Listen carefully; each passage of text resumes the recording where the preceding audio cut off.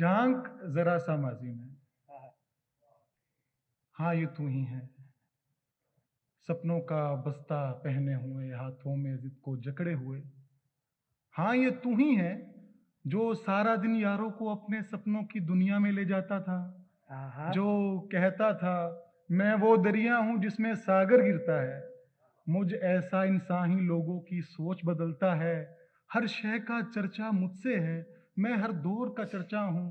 तू कहता था मैं तुमसा नहीं, तू कहता था तुम लोगों के ज़हनों में खौफे गुर्बत की जंजीरें हैं, तुम लोगों की आंखों पर लानत जो सपने तकने से डरती हैं।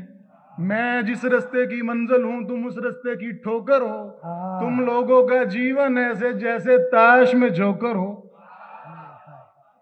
ये तू ही है ना जो अपने फन की मस्ती से हर जानिब आग लगाता था, पेचीदा फन पारों के सारे राज अयां कर देता था। तू लिखता था वो गाने जो हर गाड़ी में लगने थे, तू तो वो शायर था यारा जिसके डंके बजने थे। तेरे तेरे दिल के आंगन पर राजों की परियां उतरा करती थी, तेरे तबले की दिलखट पे शामें नाचा करती थी। अब देख ले अपना हाल, खुद ही सपनों की गाली सहता है। दफ्तर से नफरत करने वाले अब टाई पहने बैठा है। वो खामोशी से सुनता रहा, मैं चुप हुआ, फिर चुप टूटी। वो बोल पड़ा, जो सपने मैंने जन्मे थे उनको मैंने मार दिया, साजों को तोड़ा मैंने, नज़्मों को फाड़ दिया। मैंने अपना मन मारा, गुर्बत के आगे फन हारा। तारों से रिश्ते टूटे मेरे, तारे निकले झूठे मेरे। राजों की परियां मुझको दूर से तक तक रोती हैं, जो रातें मुझ पे आशिक थी अब मुझको गाली देती हैं। पर सच बोलूं, कुछ सपने अब भी जिंदा हैं, कुछ सपने अब भी बाकी हैं। मैं हर वीकेंड उन सपनों को पिकनिक पे ले जाता हूँ। उन सपनों को हसरत से तकते हुए सोचता हूँ, एक दिन मेरा दफ्तर मेरे ये सपने भी खा जाएगा। 9 से 5 का मामूल मुझे मौत तलक ले जाएगा। बहुत शुक्रिया दोस्त। वो लड़की पूरी शरार थी, उसकी बातों में अजब बात थी। मैं आसान सी नज्म समझा जिसे वो रियाजी की मुश्किल मसावात थी। सिगरेट की तलब जब सताती मुझे, लव स्मोक वाली कोटेशन वो सुनाती मुझे। घंटों तारों सितारों को तकती थी, क्वांटम फिजिक्स को ध्यान से पढ़ती थी। 10 बजे ही मुझ पर नींद छा जाती थी, ठीक 11:11 पर उसकी कॉल आती थी। इन हिंसों के चक्कर से अनजान था, 11:11 के फलसफे से हैरान था। यूं तो वो मेरे सारे दुख दर्द बांटती थी, इस नंबर की बात करूं तो डांटती थी कि 11:11 के झमेलों में ना उलझा करो, ये पहेली है इसको मत समझा करो।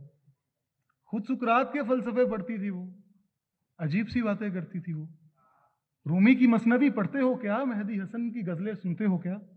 सुनो खुद को मुझसे दूर मत करो, ये कायनात तुम्हारे अंदर है, आफान कभी गौर तो करो। पकीज़ा दिलों में आहद आता है, जब मैं कुरान पढ़ती हूँ ना मुझे वजद आता है। मैं मर गई हूँ खुद को जाने बगैर, एक ख्याल मुझे सताता है। दुनिया के हर काम से बेजार थी वो लड़की पुरस्कार थी। उसकी यादों की दुनिया मेरे दिल में आबाद है अब तक। उसका वो हबस से भरा कमरा भी मुझको याद है अब तक, जहाँ किताबों के हजूम में कई पेंसिलें गुमी थी। उस कमरे की खिड़कियों में सालों की धूल जमी थी। जहाँ मुझ जैसे बेअदब अक्सर खांस लेते थे, वहाँ शेक्सपियर जैसे लोग सांस लेते थे। यूं तो मैं उसको अपनी हर बात से मायूस करता था, पर उस कमरे में कुछ अलग था जो मैं महसूस करता था।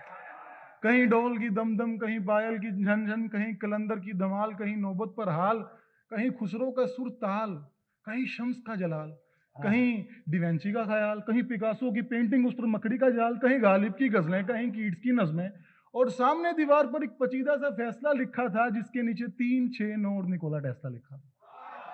वो लड़की नहीं थी, कलाकार थी, दुनिया के खेल तमाशों से बेजार थी।